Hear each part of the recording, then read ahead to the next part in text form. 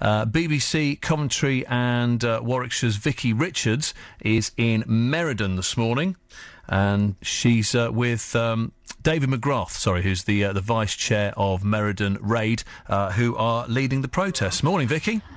Hi, Elliot. Yes, I'm at the raid camp in Meriden, as you mentioned, warming myself up next to the brazier. Now, if you've never been here before, this camp was set up a year ago.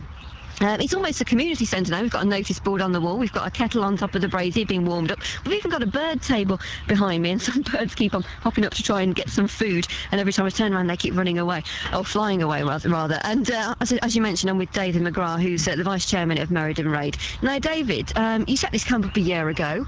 It's still going. Why are you still here? We're here to demonstrate our implacable opposition to this unlawful and awful development in Meriden, which has brought about the devastation of a designated wildlife site. And we're also organising ourselves to fundamentally change the planning system, which encourages and rewards this kind of development. Now, you've been here a year. Some people will say you've made your point. You've been here 24 hours. You've still got a rota that mans the site 24 hours, the camp here. Do you still need to be here? Well, yes, the planning process hasn't been played out fully here. We resume the public inquiry in July, and then there'll be a period of time after that when the decision is made by Eric Pickles, the Secretary of State. So we're here to the last, really, to make sure everybody understands that support isn't dissipating, that we're carrying on, and we want to achieve those twin objectives of defeating the appeal against the council's refusal to develop on this site, but also to change fundamentally the planning system. No, we've mentioned it before, but haven't they got a right to be here? Because after all, the travellers own the field, don't they?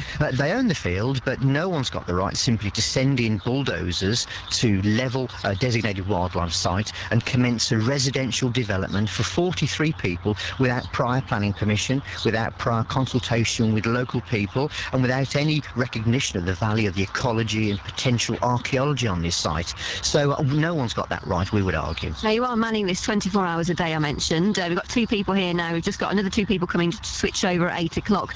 You have a lot of manpower to keep this going. Are people losing interest?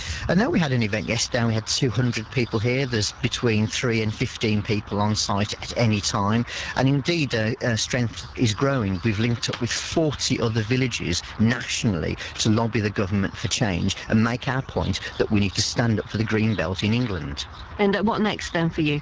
Well, we'll be here to see the public inquiry process through. We're also official consultees with new legislative changes that the government's bringing through. So we believe that we can bring positive end to these kind of authorised developments, whilst at the same time delivering a fairer deal for travellers and the settled community. And how long will you be here for, though? We'll be here for as long as it takes. How long as what takes? As long as until we get both of those outcomes, which is to defeat the appeal here, to get this land reinstated, and to bring about the changes in the planning system. That could be an awful long time. Another cold winter, maybe, like last time? We'll see. Hopefully not, but we'll be here. We're determined, and we're implacably opposed to these kind of unauthorised developments that wreck our green belts. And very cold indeed it was. Dave was just telling me that when they had their cans of drinks over the winter, they actually had to put them in the fridge to keep them warm, Elliot, because they were exploding everywhere. It was so cold. Well, it's another cold one tonight, I'm afraid. You have to warn them it's down to -1, I'm afraid. So that's the best we can offer you. Thank you very much. That's Vicky Richards reporting there in Meriden, talking to David McGrath, the Vice Chair of Meriden Raid.